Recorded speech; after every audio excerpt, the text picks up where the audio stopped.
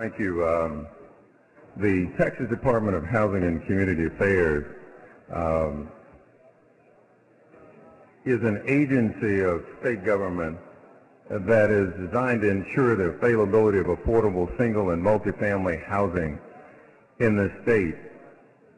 Today, we have before us the TDHCA Sunset Bill, TDHCA Sunset Bill, which follows up the full sunset review of the department in 2009. As most of you will recall, this was passed in House Bill 2608 during that session, but the governor actually vetoed the bill. During, however, the special session that followed the veto, 5 of the 22 recommendations that were made in Senate Bill 1 were accomplished. 14 of those recommendations are appropriate today. Let me just talk briefly about the bill. The item that is far more, I guess, going to be debated on the House floor today is the recommendation by the Sunset Commission, which eliminates the letters of support from state senators and representatives. We have replaced that language in the bill, as it were, with requiring resolutions of from the local city council or the county commissioner's court. The bill also clarifies referral of penalty appeal hearings to SOAR. It simply requires that the judicial review of appeals be based upon substantial evidence. There's also a section in the bill which requires Manufactured Housing Division to conduct fingerprint-based background checks of all manufactured housing members, licensees. There's also a provision which I think is related to the cease and desist order of the authority. We kind of debated that early on, but this is related only to unlicensed manufacturers and sellers of manufactured housing. Finally, the bill abolishes several unnecessary reports that have been traditionally made: energy and peak demand savings report, and the contract for deed conversions guarantee program, which we also do away with. If there are no further questions, members, we'll go on to the amendments, and because there's some that are going to be made that are acceptable to the author, and I think some of the others, or maybe we may have to discuss those. And so if there are no further questions, we'll go forward with the amendments.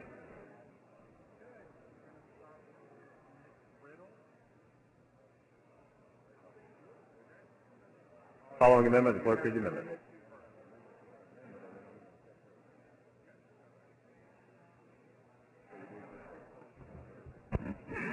Amendment by Riddle. Chair recognizes Representative Riddle. Thank you very much, Mr. Speaker. Members, all this is it just puts back in the statute status quo so that we will continue to be able to have a voice to represent our districts when it comes to affordable housing, to either push for and help with that, or to possibly keep bad actors out, but nevertheless to represent our districts and not allow our voice to be silenced and taken away. Mr. Speaker, stand here for what purpose? Will the gentlelady yield? Ms. Riddle, do you yield?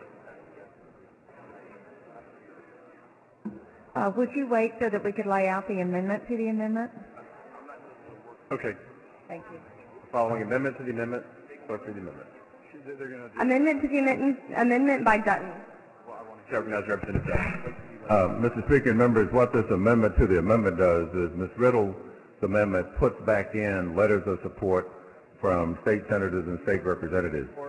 The amendment to the amendment leaves that in, but it also adds that a applicant can get a resolution from the city council or the county commissioners also in support of the project, and it's acceptable to me. Yes, one or the other. Right.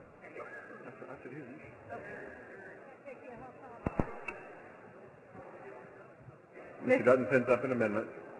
Ms. Giddings, for what purpose? Is this an amendment to the amendment, Mr. Speaker? Yes, it is. Okay, I'm going to yield, Mr. Speaker, for just a minute. Mr. Phillips, for what purpose? Would the gentleman yield? Mr. Dutton, do you yield? Yes, I yield, Mr. Speaker. Harold, I just want to make sure I understand. Your amendment will make it to where the senator or representative can give a support letter, Yes, or they can also rely on the city and and county commissioners. county, for it. so that it's not. So if I decide not to do that, it doesn't necessarily penalize them. Absolutely. And if the city doesn't do this, if neither one of us do it, they get penalized. Is that correct? That's correct. And then it lets us to say if we don't want to do it, then it can penalize them. Absolutely. Okay, because I don't like to do them. I disagree with. Well, that was part of. disagree with Ms. Riddle. Yeah. I don't like to do them. I don't think it's good policy for us to be involved with it.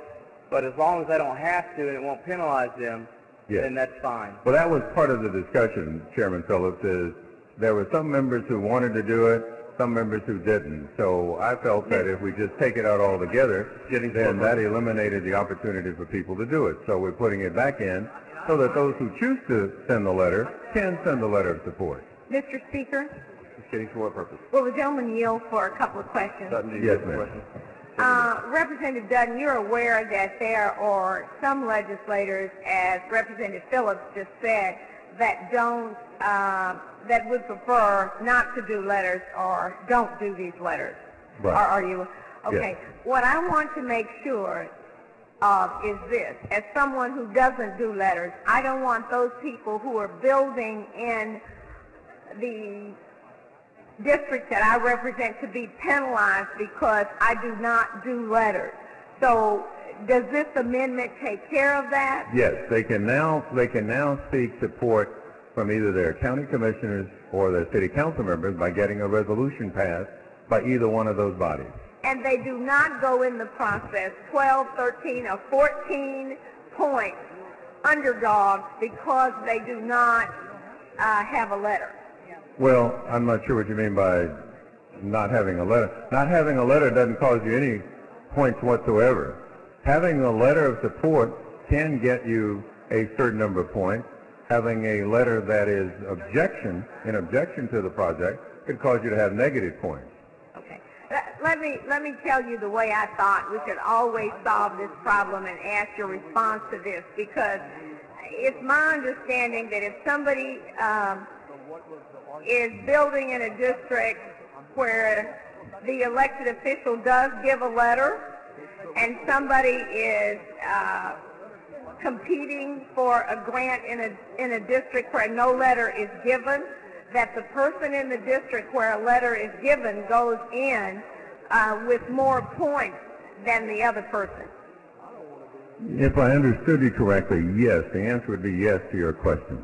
Yes, they would go in as underdogs from a district where the person does not give letters? No. If you get a letter of support, you can, the way the situation is now is you get up to 16 points, okay? If for a letter that is from a state representative, you would get a letter that's up to 12 points, okay? You could also end up getting letters that are negative against the project, which would cause you to go down to a negative 12 points.